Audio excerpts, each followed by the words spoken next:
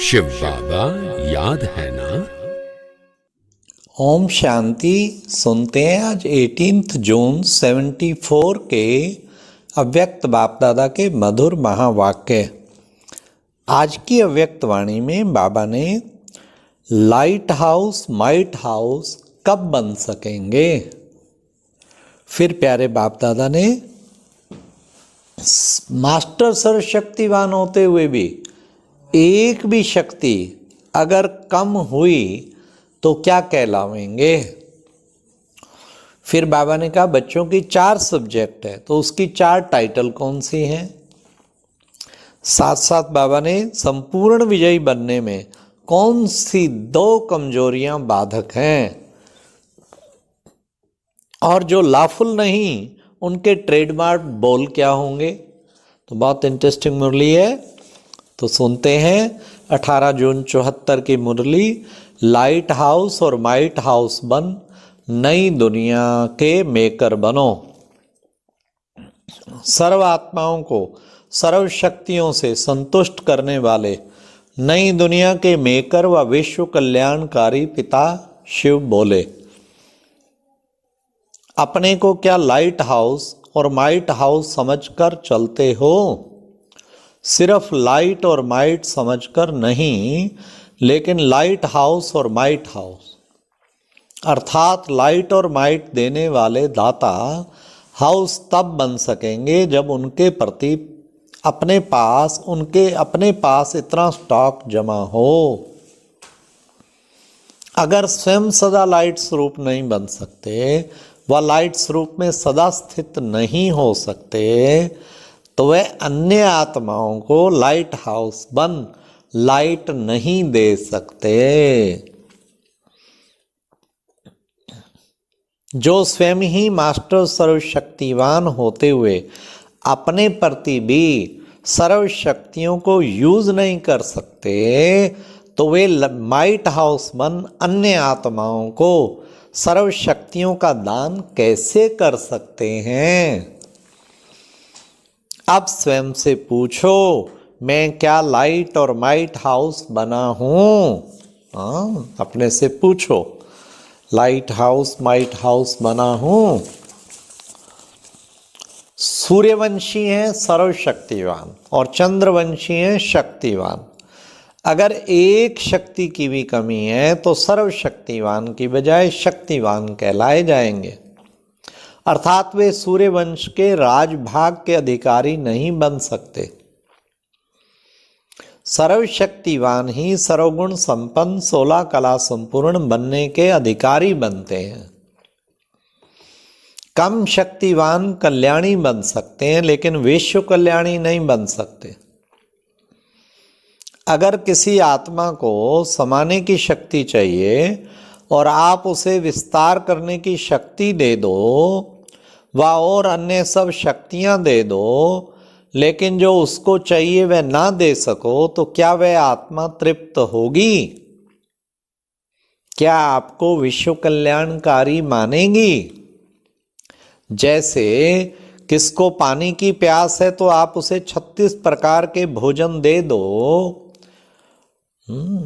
लेकिन पानी का प्यासा क्या 36 प्रकार के भोजन से संतुष्ट होगा।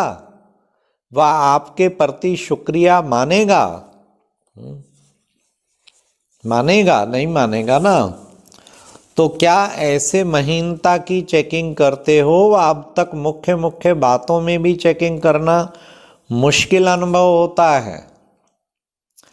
अगर चेकिंग करना नहीं आता व सोचते हुए भी निजी संस्कार नहीं बनता तो उसका एक टाइटल कम हो जाता है। वह कौन सा। एक सब्जेक्ट का एक टाइटल है। 4 सब्जेक्ट के 4 टाइटल कौन से हैं। पहला ज्ञान की सब्जेक्ट में प्रवीण आत्मा का टाइटल है मास्टर ज्ञान सागर व नॉलेजफुल व सुदर्शन चक्रधारी कहो तो भी एक ही बात है। दूसरा याद की यात्रा में जो यथार्थ युक्ति युक्त योग युक्त हैं उनका टाइटल है पावरफुल। वो नॉलेजफुल ये पावरफुल, क्योंकि याद से सर्व शक्तियों का वरदान प्राप्त होता है। तो याद की यात्रा में जो यथार्थ रीति से चलने वाले हैं उनका टाइटल है पावरफुल। तीसरा सब्जेक्ट है दिव्य गुण। ऐसे दिव्य गुण मूर्त को कौन सा टाइटल देंगे? उनका टाइटल है दिव्य गुणों की खुशबुएं फैलाने वाला एसेंसफुल। जैसे एसेंस यदि कहीं भी दूर रखा होगा तो भी वह अपना प्रभाव डालेगा, अर्थात खुशबू फैलावेगा। तो क्या ऐसे ही दिव्य गुणों की खुशबू की एसेंस वाली रूहानी सेंस के एसेंसफुल हो? अब अपने में चेक करो, क्या चेक करना है? अब अपने में चेक करो कि क्या चारों ही सब्जेक्ट्स के 4 टाइटल धारण करने के योग्य बने हो। अगर चेकिंग करनी नहीं आती तो फिर कौन सा टाइटल कट होगा? तो जो चेकिंग नहीं कर पाते उन आत्माओं का बैलेंस में रहने वाला ब्लिसफुल का टाइटल कट हो जाता है। वे ना स्वयं को ब्लिस दे सकते, ना बाप को ब्लिस ले सकते हैं, और ना अन्य आत्माओं को ही दे सकते हैं, क्योंकि चेक करने के निजी संस्कार नहीं बनते हैं। तो चेकिंग नहीं होती और चेंज भी नहीं होते हैं। जो चेकर नहीं बन सकते वह मेकर भी नहीं बन सकते हैं। वह ना स्वयं के, ना अन्य आत्माओं के, और ना वेश्यों के ही। नई दुनिया बनाने वाले और नया जीवन बनाने वाले इस महिमा के अधिकारी नहीं बन सकते। इसलिए अब चेकर बनो। जैसे अमृत वेले की रूहान की मुख्य बात को सभी ने मिलकर दृढ़ संकल्प के आधार पर स्वयं और अन्य साथियों को सफलता मूर्त बनाया है ना, इसी प्रकार इस बात को भी मुख्य जान और एक दो के सहयोगी बन सफलता मूर्त बनो। तब ही सर्व कार्य संपन्न होंगे। वर्तमान समय, अब सुनो बाबा क्या वर्तमान समय की बात करते हैं। वर्तमान समय मेजॉरिटी में जो विशेष 2 कमजोरियां दिखाई दे रही हैं, उसकी समाप्ति व उन 2 कमजोरियों में सफलता मूर्त तब बनेंगे जब इस बात को सफल बनावेंगे। वह 2 कमजोरियां हैं आलस्य और अलबेलापन। इसको मिटाने का साधन चेकर बनना है। 99% पुरुषार्थियों में 99% पुरुषार्थी किसी न किसी रूप में आलस्य और अलबेलापन कहीं अंश रूप में है तो कहीं वंश रूप में, कहीं बहुत ज़्यादा है, कहीं बहुत कम है। महारथियों के अंश रूप कौन से हैं? घोड़ेस्वार के वंश रूप कौन से हैं? क्या उसको जानते हो? अंश रूप है कि मेरी नेचर व मेरा संस्कार है, मेरी भावना नहीं है, लेकिन बोल व नैन चैन है, रेखाएं हैं, लेकिन रूप बने हुए नहीं है। यह है अंश मात्र। संपूर्ण विजयी बनने में अलबेलापन अथवा रॉयल रूप का आलस्य बाधक है। घोड़ेस्वार व 2nd डिवीजन में पास होने वाली आत्माओं में वंश रूप फिर किस रूप में? पहले महारथियों का सुना, अब घोड़ेस्वार वालों का सुनो। उनका रूप है हर बात में, यह बोल उन्हों का ट्रेडमार्क है। अब कौन सा सुने बड़ा ध्यान से। हर बात में कॉमन शब्द है। अलबेलेपन और आलस्यपन के शब्द कौन से हैं? वह सदैव अपने को सेफ रखने की पॉइंट्स देने में व बातें बनाने में बड़े प्रवीण होते हैं। स्वयं को निर्दोष और दूसरों पर दोष रखने में फुर्त होते हैं। लायर्स होते हैं लेकिन लाफुल नहीं होते। जैसे लायर्स झूठे केस को सच्चा सिद्ध कर निर्दोषी को दोषी बना देते हैं, वैसे ही सेकंड डिवीजन वाले कभी भी अपने को दोष को जानते हुए स्वयं को दोषी प्रसिद्ध नहीं करेंगे। इसलिए लायर्स हैं लेकिन लाफुल नहीं है।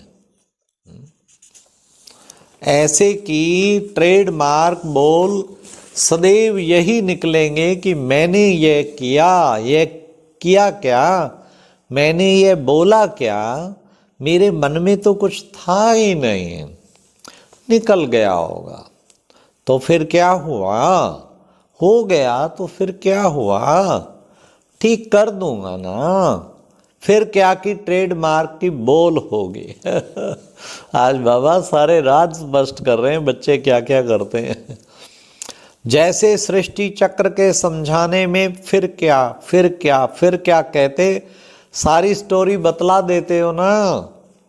सतयुग के बाद फिर क्या हुआ, त्रेता आया, फिर क्या हुआ, द्वापर आया, फिर क्या शब्द में सारे चक्र की कहानी सुनाते हो ना।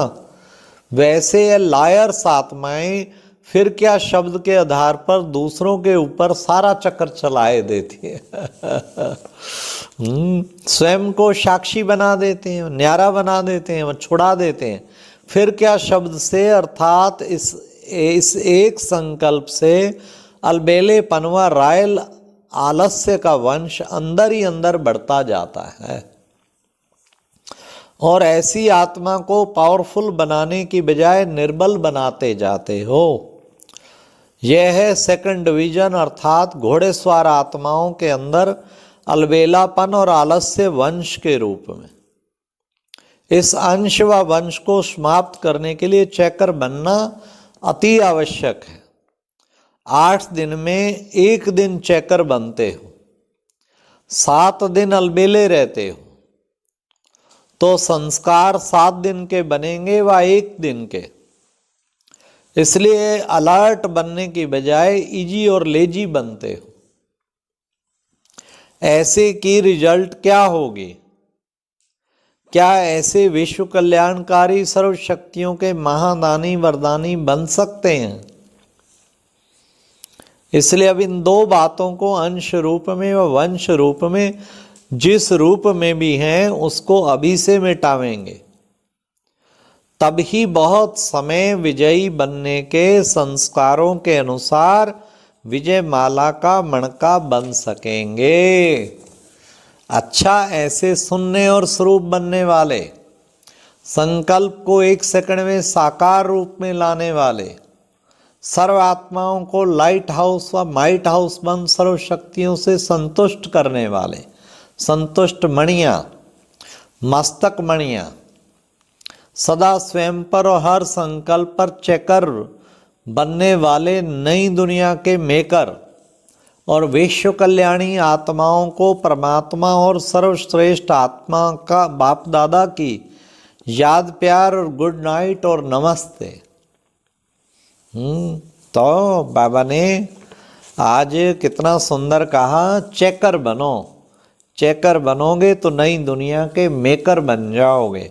और उसमें 2 कमियां बताई, आलस्य और अलबेलापन, किसी में अंश तो किसी में वंश। और एक भी शक्ति अगर कम हुई तो शक्तिवान कहलाएंगे, मास्टर सर्वशक्तिवान नहीं कहला सकते।